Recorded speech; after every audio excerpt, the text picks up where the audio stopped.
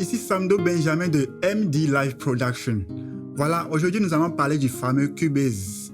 Plus précisément, nous allons voir comment créer et configurer un projet sur ce séquenceur. Nous avons une vidéo par semaine, sinon 2 ou 3. Sur ce, j'invite ceux qui ne sont pas encore abonnés à la chaîne de s'abonner et d'activer la cloche de notification parce qu'il y a plein de surprises qui arrivent. Sans plus tarder, on se lance. Voilà notre fameux Cubase. On le lance. On l'attend. Tac, tac, tac, tac, tac. Bon, je profite pour vous dire ceci. Vous avez chez vous la version 5 ou la version 10 ou la version 11 du séquenceur. C'est la même procédure. Donc, ne paniquez pas. Voilà le séquenceur qui est ouvert. Voilà la page que vous avez par défaut. Les projets que vous avez déjà réalisés s'affichent ici. Les projets réalisés. Maintenant, vous venez ici, vous allez voir que c'est coché par défaut, emplacement par défaut. Ça vous amène vers le dossier que le logiciel lui-même crée par défaut pour vos projets. Et ça, ce n'est pas conseillé de l'utiliser. Ce que vous allez faire simplement, c'est de venir ici, spécifier autre emplacement. Là, vous dites au logiciel, là où vous voulez que votre projet soit logé en fait. Là où vous voulez le dossier que vous allez donner à votre projet. Où est-ce que vous voulez que le dossier là soit? C'est très important. Vous allez voir ça par la suite. Alors, on continue. On choisit spécifier autre emplacement et on clique sur créer vide. C'est-à-dire, nous allons créer un projet qui ne contient absolument rien, qui est vraiment vide à l'état initial. Et vous cliquez dessus, créer vide. Voilà la page qui s'ouvre à vous. Le logiciel vous demande où vous voulez loger votre projet. Est-ce que vous voulez que ça soit sur le disque principal, sur le disque secondaire? Quel emplacement? Voilà. Et je profite pour vous dire ceci. Ce n'est pas conseillé d'utiliser le disque C ou le disque principal par défaut. Ce n'est pas bien parce que vous utilisez le disque principal. S'il arrive que votre ordinateur reçoit un coup et que vous n'avez pas la possibilité de récupérer vos données avant de formater le disque pour une nouvelle installation, vous allez perdre vos données comme ça. Donc, le mieux, c'est de choisir l'emplacement secondaire, c'est-à-dire le disque secondaire de votre machine. Si on vient ici sur PC, voilà, vous avez votre disque principal ici. Là où est logé votre système, le système que vous utilisez sur la machine, le Windows, là où il est logé, il est ici. Donc, vous n'allez pas utiliser cet emplacement-là. N'utilisez pas non plus mes documents. Il y a des gens qui créent leur projet sur le dossier mes documents ici. Ce n'est pas bien non plus. Ce n'est pas bien de créer son projet dans le dossier mes documents. Donc, vous allez rentrer dans PC ou ordinateur et aller choisir le disque secondaire. Mon disque secondaire est par ici. Voilà, vous entrez et vous avez un dossier all. Voilà. Comment créer son dossier de travail? C'est aussi une étape vraiment importante. Il faut savoir comment créer son dossier de travail. Supposons que vous avez à faire 10 albums. Vous n'allez pas créer les 10 albums dans le même dossier comme ça, de façon discrète. Non, il faut que les choses soient bien ordonnées. Voilà, pour que vous ne vous perdiez pas quand vous voulez chercher un projet sur lequel vous voulez travailler après. Donc, qu'est-ce qu'il faut faire? Quand vous ouvrez votre disque secondaire, en un premier temps, vous allez créer un dossier. Bon, ça c'est ma méthode. C'est ce que je trouve bien et je vous le conseille. Vous créez un dossier principal qui aura pour nom All ou bien tout. Dans All là, vous avez tout ce que vous faites sur votre machine. C'est dans ça que vous allez créer votre dossier de travail du studio. C'est-à-dire tous les projets que vous allez réaliser après. Vous allez les mettre dans le dossier là. Voilà tout ce que j'ai sur la machine. Tout ce que j'ai sur la machine sont ici. Maintenant, vous allez voir, j'ai créé un dossier ici qui a pour nom MD Live Production. C'est dans ça que j'ai tous mes projets. Tout ce que je fais comme travail, je les loge là-bas. J'ai mis AAA avant de mettre MD Live Production pour que le dossier ne descende pas, que ça reste toujours en haut. Et quand j'en aurai besoin, je ne le cherche pas trop. Voilà. Donc, je le laisse en haut comme ça. Donc, dans ce dossier-là, vous allez maintenant créer votre dossier de travail. Le dossier dans lequel vous allez loger votre projet. Ça va se trouver maintenant dans ce dossier-là. Dans le dossier que vous aurez créé pour vos projets. Au lieu de MD Live Production, vous pouvez mettre mes projets. C'est aussi bien. Mes projets. Voilà. Bon, mes projets sont ici. Je les ai cachés. Vous allez faire comme ceci. Nouveau dossier. Nous avons dit que vous avez à réaliser 10 albums. Les 10 albums, c'est pour différents artistes. Donc, le premier artiste, vous allez donner son nom au dossier. On suppose que le premier artiste, c'est... Bon, je prends peut-être Grace, qui est mon artiste. Grace a à faire un album de 5 titres. Mais ce n'est pas le seul album qu'elle aura à faire avec la structure.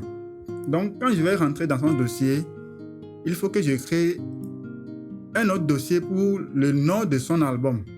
L'album a pour titre Espoir. Espoir. Voilà.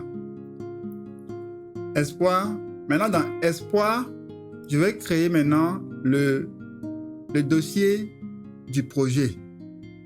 C'est-à-dire le dossier du morceau en cours.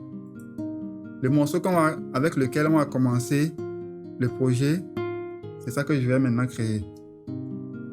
Le premier titre a pour nom Vérité. Vérité. Donc, pour bien organiser, je vais mettre l'indicatif 01. Vérité. Vérité. Voilà. Donc, c'est dans Vérité là que je vais maintenant créer mon projet. Mon projet va être logé dans ce dossier Vérité. Voilà. Maintenant, je vais cliquer sur Sélectionner un dossier en bas ici. Sélectionner un dossier. Le dossier est bel et bien sélectionné, donc je vais cliquer dessus. Maintenant, si on veut faire un autre titre de cet album Espoir là, c'est dans ce dossier Espoir que je vais créer ce dossier de travail. Voilà. Je vais faire 02. Maman. Voilà. Je peux créer tout. 03 ainsi de suite. Maintenant, on veut travailler sur le premier morceau. Donc, je clique sur le premier dossier qui est Vérité. C'est le titre là qu'on veut jouer. Et je clique sur Sélectionner un dossier. Voilà. Et ma page de travail s'ouvre comme ça. Maintenant, la page du projet s'ouvre à moi ainsi. On va essayer de configurer maintenant. Tout ce qu'on a fait jusqu'alors, c'est la création du projet. Maintenant, on va voir comment configurer le projet. La configuration du projet est très importante. En un premier temps, c'est avec une carte son que je vais enregistrer. Il faut que je dise au logiciel la carte son que je vais utiliser pour mon projet. Voilà. Donc, pour ce faire, il faut d'abord installer le pilote de la carte son que je vais utiliser. Pour mon projet, la carte son que j'utilise, il faut que son pilote soit installé sur la machine. Sinon, Cubase ne va pas reconnaître la carte son. Donc, pour choisir sa carte son, on vient dans Studio. Ceux qui ont la version 5 de Cubase, vous aurez périphérique. Vous allez dans périphérique. C'est périphérique que ça écrit là-bas. Vous venez dans Studio pour ceux qui ont la version 10 et plus. Vous choisissez configuration du studio. Sur le Cubase 5, c'est configuration de périphérique. Voilà. Et vous venez ici. Dans la première fenêtre, vous allez voir un tas d'informations. Vous allez venir sur Système audio. Vous cliquez dessus. Système audio. Et au niveau de la deuxième page, vous allez voir le nom qui s'affiche en haut, qui vous dit que vous êtes bel et bien sur Système audio. Et c'est par ici que vous allez choisir votre carte de son. Donc, voilà les pilotes de mes cartes son que j'ai eu à utiliser avec la machine. Si vous n'avez pas installé ces pilotes préalablement, vous n'aurez pas les mêmes informations là comme moi. Donc voilà. Actuellement, j'ai ma Focusrite qui est connectée à la machine. Donc je vais choisir la carte son Focusrite. Voilà, ça qui est ici. Focusrite. Changer. Une fois que vous aurez sélectionné le pilote de la carte son par ici, vous allez voir le nom que vous aurez sélectionné ici qui va s'afficher en bas de votre système audio sur la première fenêtre. Et vous cliquez dessus. La deuxième page, vous aurez votre tableau de bord. Le tableau de bord de votre carte son. Voilà. Voilà mon tableau de bord qui s'affiche. On a le sample rate, on a le buffer size. On va y revenir après. Et c'est tout ce qu'on a à faire ici. Si on vient dans Studio, je refais, Studio, configuration du studio. On vient sur Système audio et on choisit le pilote de sa carte son. Voilà. Le pilote est bien choisi. Des fois, vous allez choisir la carte son, mais ça ne prend pas en compte. Peut-être que vous n'avez pas bien installé le pilote. Le pilote de la carte de son n'est pas bien installé. Ça va rejeter. Donc, ce qu'il y a lieu de faire, c'est de réinstaller le pilote, redémarrer la machine avant de revenir sur Cubase et choisir la carte son. Et on fait OK. Voilà. Maintenant, la seconde chose très importante à faire aussi, c'est d'aller toujours dans Studio, connexion audio. Sur la version 5, vous verrez VST connexion. Le raccourci clavier, c'est F4. Voilà, vous pouvez directement appuyer sur F4 pour avoir votre connexion audio. Quelle est l'importance de la configuration de la connexion audio? Vous aurez à réaliser un projet où vous allez utiliser des pistes d'enregistrement. Maintenant, cette partie qui est connexion audio vous aide à créer une connexion entre votre instrument que vous allez enregistrer et vos pistes d'enregistrement. On a les entrées et les sorties. Nous allons pour l'instant nous intéresser aux entrées et aux sorties. Après, nous allons voir les autres, comment les utiliser. Les entrées.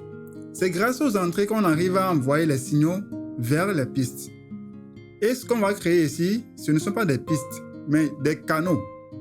Ce sont des canaux, ce sont des circuits. Des circuits.